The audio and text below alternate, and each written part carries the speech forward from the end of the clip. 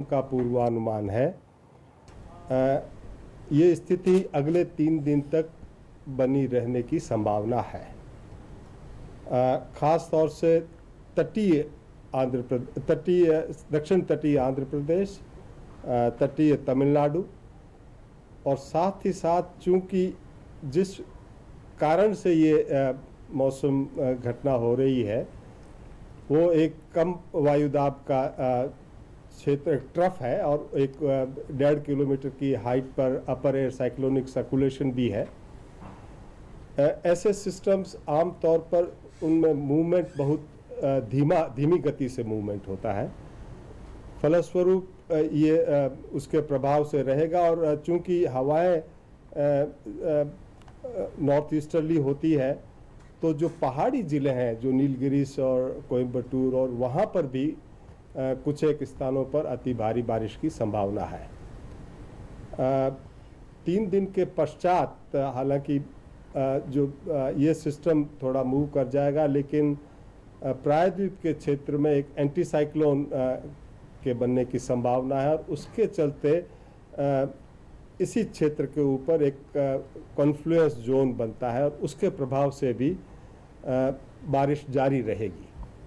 हालांकि उसकी मात्रा में कम होगी, लेकिन ये भी फेयरली वाइड स्प्रेड बारिश तो अगले 1 सप्ताह तक बारिश रहेगी। और चूंकि अभी बारिश बहुत ज़्यादा हो गई है और अधिकांश भाग जो वो बहुत सैचुरेटेड है, तो मध्यम और कहीं कहीं भारी बारिश भी असुविधा का कारण बने रहने की संभावना है। English. The current spell of rainfall, which is happening in the southern parts of India, including southern coastal Andhra Pradesh, Rayalaseema, coastal Tamil Nadu, and particularly the north coastal Tamil Nadu, wherein moderate to heavy and very heavy rainfall have been occurring. But yesterday's rainfall, particularly in the context of northern Tamil Nadu and adjoining south coastal AP and Rayalaseema, where the amounts are very heavy, there are many stations in the northern 3 districts of Tamil Nadu reported rainfall of 30 centimeter and more, and 2 stations have reported 40 centimeter also.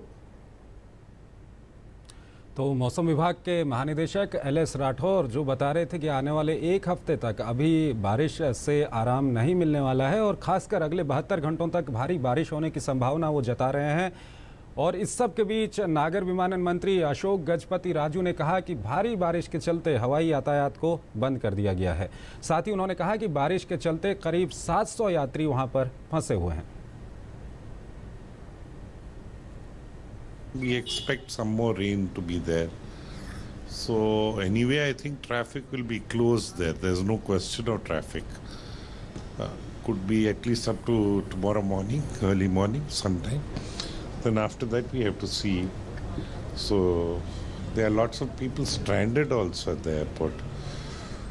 So the chairman of the airport's authority is also trying to develop a plan as to how to reach some essential material like drinking water, food, and staff is also literally stuck up. So the whole thing is paralyzed. और आपको बता दें कि तमिलनाडु में भारी बारिश के चलते रेल यातायात खासा प्रभावित हुआ है। रेल राज्य मंत्री मनोज सिन्हा ने कहा है कि पर्यटकों की सुरक्षा सबसे अधिक महत्वपूर्ण है। उन्होंने कहा कि रेलवे बाढ़ प्रभावित इलाकों में जल्द से जल्द यातायात सामान्य बनाने के लिए प्रयास कर रहा है। पूरी तरह से रेलवे के अधिकारी परिस्थिति पर निगाह बनाए हुए हैं और उनको निर्देश जारी किया गया है कि सुरक्षा की विशेष रूप से चिंता करें और जल्दी से जल्दी कैसे सामान्य ट्रैफिक हो सकता है इसका इंतजाम करें। और वहीं केंद्रीय गृह मंत्री राजनाथ सिंह संसद में तमिलनाडु में भारी बारिश के मद्देनजर उत्पन्न स्थिति और राहत कार्यों के बारे में बयान देंगे।